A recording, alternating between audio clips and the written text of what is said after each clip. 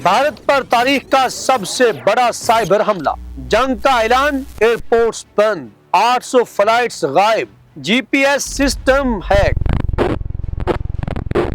अस्सलामुअलैकुम नाजरीन, भारत पर अब तक का सबसे बड़ा या तो साइबर हमला हुआ है या फिर उन्होंने खुद कोई तजुर्बा किया है। ये दुनिया को बता नहीं रहे कि असल में हुआ क्या है। तारीख का सबसे बड़ा वाकया समझ लें, भारतीय एयरपोर्ट्स दिल्ली से लेकर जयपुर, मुंबई और यहाँ तक के गुजरात के इलाकों में भी इतना बड़ा हमला हुआ है कि आप तसव्वुर करें, तकरीबन 800 परवाजें ताखीर का शिकार हो गई हैं और कई परवाजें मनसूख कर दी गई। ये कोई मौसम की खराबी का मसला नहीं था, ना ही कोई आम तकनीकी खराबी। अचानक तमाम फ्लाइट्स रुक गईं और एयरपोर्ट सिस्टम फेल हो गया। पहले भारतीय हुकाम ने कहा कि उनके सिस्टम में ग्लिच आया है, लेकिन बाद में रिपोर्ट किया गया कि ये जीपीएस स्पूफिंग इंसिडेंट था। ये होता क्या है? जीपीएस स्पूफिंग में किसी तैयारे की नेविगेशन सिस्टम में जाली सिग्नल भेजे जाते हैं, जिनसे जहाज को अपनी असल पोजीशन का पता ही नहीं चलता। मसलन अगर आपकी फ्लाइट मुंबई से दिल्ली आ रही है तो जहाज के कॉकपिट में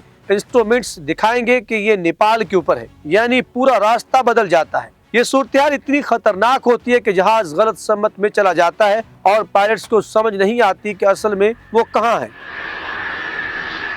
नाज़रीन, पायलट्स ने भारतीय एविएशन हुकाम को शिकायत की है कि उनके गलत जीपीएस सिग्नल्स मिल रहे हैं। इंडिगो, एयर इंडिया समेत दर्जनों एयरलाइंस मुतासर हुई है। कई बैनुल-अक़वामी परवाजें भी ताखीर का शिकार हो गई हैं। अब दो इम्कानात है। नंबर 1, ये भारत पर असल साइबर हमला है, किसी ने उनके एयर ट्रैफिक कंट्रोल सिस्टम में घुसकर सारा नेटवर्क हिला दिया है। नंबर 2, भारत ने खुद तजर्बा किया है, शायद भारत ने पाकिस्तान के साथ मुमकिन जंग के लिए अपनी साइबर डिफेंस की जांच की हो, क्योंकि मौजूदा हालात में एलओसी पर दोनों तरफ फौजी तनाव बढ़ चुका है। भारत को मालूम है कि किसी भी मुमकिन जंग में साइबर अटैक फैसला कुन किरदार अदा करेगा, तो शायद उन्होंने खुद ये चेक किया हो कि अगर हमला हो जाए तो हम रिकवर कितनी जल्दी कर सकते हैं। लेकिन अगर ये वाकया बैरूनी हमला है तो ये भारत के लिए तबाह कुन इंतबाह है। सोचिए, अगर फिजाई निजाम फेल हो जाए तो दो जहाज टकरा भी सकते हैं, क्योंकि एक को दूसरे की पोजीशन का अंदाजा ही नहीं होगा।